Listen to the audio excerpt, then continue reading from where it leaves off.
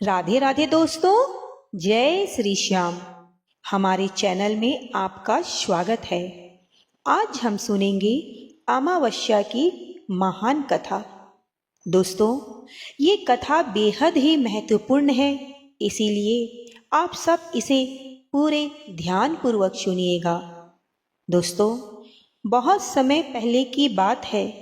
एक जिज्ञासु ब्राह्मण के मन में एक सवाल उठा कि आखिर पितृपक्ष क्यों मनाया जाता है? श्राद्ध और तर्पण आखिर क्यों किया जाता है? क्या सच में इन कर्मों से हमारे पूर्वजों को शांति मिलती है या फिर ये एक ढकोसला मात्र है? दोस्तों, इन सवालों के जवाब पाने के लिए उस ब्राह्मण ने पूरे श्रद्धा भाव से धर्मराज यम को याद किया और उस ब्राह्मण की श्रद्धा भाव से याद करने पर यमराज जी स्वयं प्रकट हुए। अब ब्राह्मण ने उन्हें आदर करके प्रणाम से पूछा कि हे धर्मराज, कृपा करके मुझे बताइए कि पितृपक्ष का इतना महत्व क्यों है? हम पितरों का श्राद्ध और तर्पण आखिर क्यों करते हैं? तब यमराज ने करुणा भरे स्वर में कहा, हे ब्राह्मण, तुम्हारा प्रश्न बहुत ही महत्वपूर्ण है। पितृपक्ष वो समय है जब संतान अपने पूर्वजों के प्रति अपनी श्रद्धा भाव दिखाता है और श्राद्ध तर्पण के द्वारा पितरों को तृप्ति और मुक्ति मिलती है। मैं तुम्हें इसका महत्व समझाने के लिए एक कथा सुनाता हूँ जो गरुड़ पुराण में भी वर्णित है। भक्तों, इस कथा को सुनने से 32 अपराध भी माफ हो जाते हैं और हमारे पितृ हमसे हमेशा ही प्रसन्न होते हैं और हमें जीवन में हमेशा सुख समृद्धि मिलती है।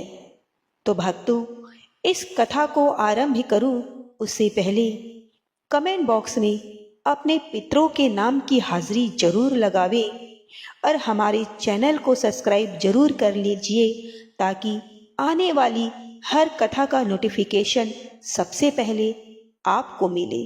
और वीडियो को दिल से एक लाइक अवश्य ही कीजिएगा। तो चलिए सुनते हैं आज के पितृपक्ष अमावस्या की महान कथा। एक बार प्रेम से बोलिए, जय पितृदेव। यमराज ने ब्राह्मण को एक पुरानी घटना सुनाई।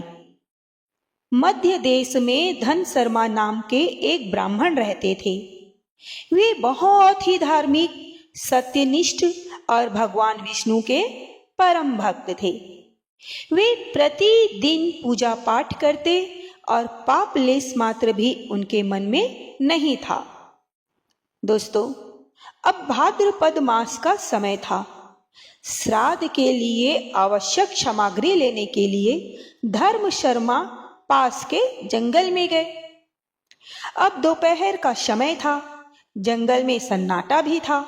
धन शर्मा मन ही मन में मंत्र का जाप करते हुए निर्भय भाव से आगे बढ़ रहे थे कि अचानक उन्होंने देखा कि एक विशाल वृक्ष के नीचे 3 भयानक आकृति खड़ी है। वे इंसानों जैसे तो दिख रहे थे, परंतु बहुत ही ज्यादा डरावने भी थे। उनके बाल बिखरे हुए थे, आंखें लाल अंगारों जैसी थी, दांत नुकीले और शरीर हड्डियों का ढांचा मात्र था। लेकिन आश्चर्य की बात यह थी कि धन शर्मा जरा भी नहीं डरे उनसे। वे ईश्वर में इतनी विश्वास रखते थे कि वे साहस जुटाकर उन प्रेतों के पास पहुंची और बोले, आप लोग कौन हैं और इस नारकीय अवस्था में कैसे पहुंचे? कौन से कर्मों ने आपको प्रेत बना दिया है? दोस्तों, पहले तो तीनों प्रेत चुप रहे, लेकिन धन शर्मा ने भगवान विष्णु की महिमा का गुणगान करना शुरू किया। फिर उन्होंने कहा, भगवान विष्णु दयालु हैं, उनके नाम के स्मरण मात्र से भी सारे पाप नष्ट हो जाते हैं। जैसे ही धर्म शर्मा के मुख से विष्णु जी का नाम निकला, प्रेतों के चेहरों पर बदलाव आने लगा। उनका क्रोध शांत हुआ, चेहरों पर शांति झलकने लगी और वे मानवीय स्वर में बोलने लगे, मेरा नाम कृतज्ञ है। पिछले जन्म में मैंने कभी अपने माता पिता का सम्मान नहीं किया और ना ही श्राद्ध और तर्पण किया। गुरु और बड़ों का हमेशा अपमान करता रहा और इन्हीं पापों की वजह से मृत्यु के बाद मुझे प्रेत योनि मिली है। तो दूसरे प्रेत ने कहा, मैं हरिवीर नाम का राजा था और बहुत ही अहंकारी और नास्तिक किस्म का था।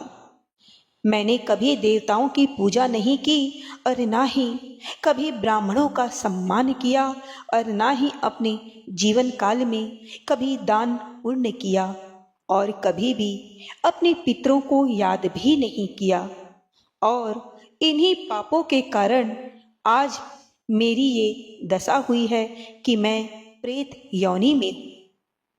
और तीसरा प्रेत बोला कि मेरा नाम गौतम था और मैं एक ब्राह्मण था। पितृपक्ष में मैंने कभी कोई धर्म कर्म नहीं किया था, ना स्नान, ना दान और ना तर्पण, और अपने पितरों का अनादर किया और उसी के परिणाम स्वरूप आज मुझे ये यातना मिली है कि मैं भी प्रेत योनि में हूँ। दोस्तों, तीनों प्रेतों की करुण कथा सुनकर धर्म शर्मा की आंखें भर आई। उनके मन में अब भी भय नहीं था, बल्कि उनके लिए दया उत्पन्न हुई। तभी तीसरा प्रेत गौतम बोला, हे विप्र, मेरा एक पुत्र है, उसका नाम धन शर्मा है।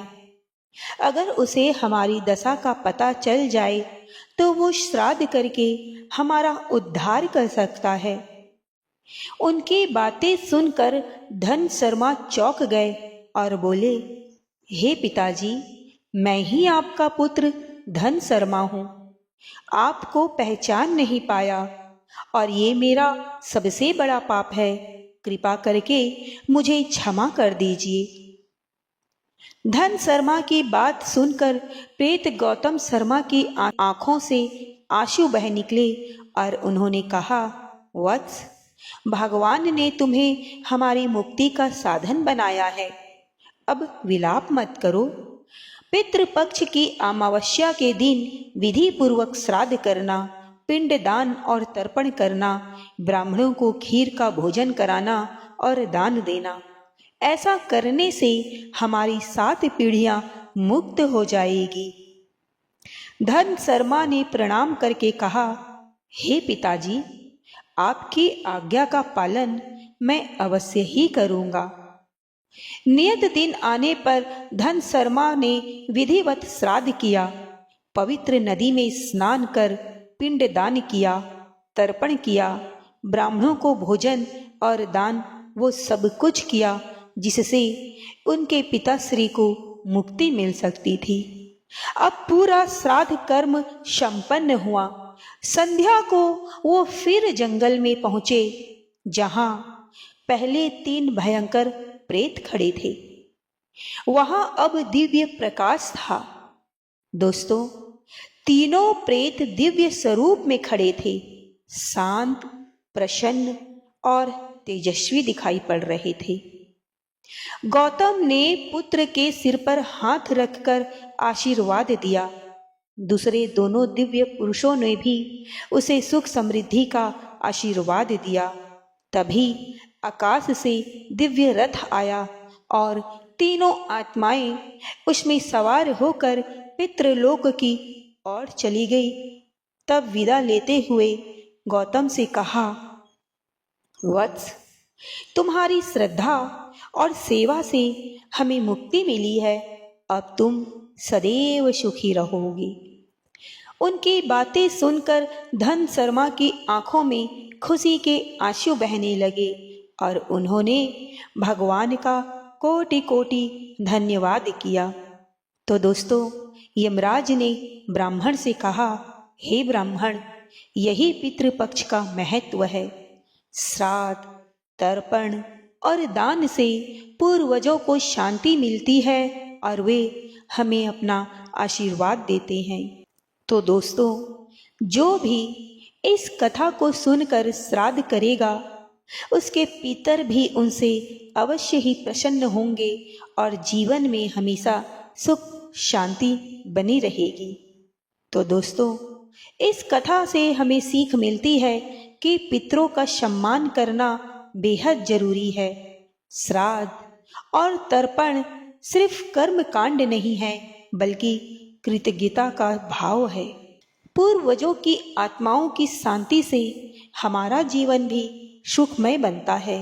इसीलिए दोस्तों, हर साल जब पितृपक्ष आए तो अपनी श्रद्धा भाव से श्राद्ध अवश्य ही करना चाहिए।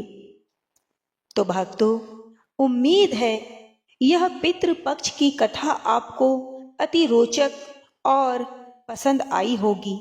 अगर आपको ये कथा अच्छी लगी हो तो प्लीज़ वीडियो को दिल से एक लाइक जरूर कीजिएगा और कमेंट बॉक्स में जय श्री हरि विष्णु और जय पितृदेवता अवश्य लिखें और हमारे चैनल को सब्सक्राइब करना ना भूलें। आप सभी का धन्यवाद।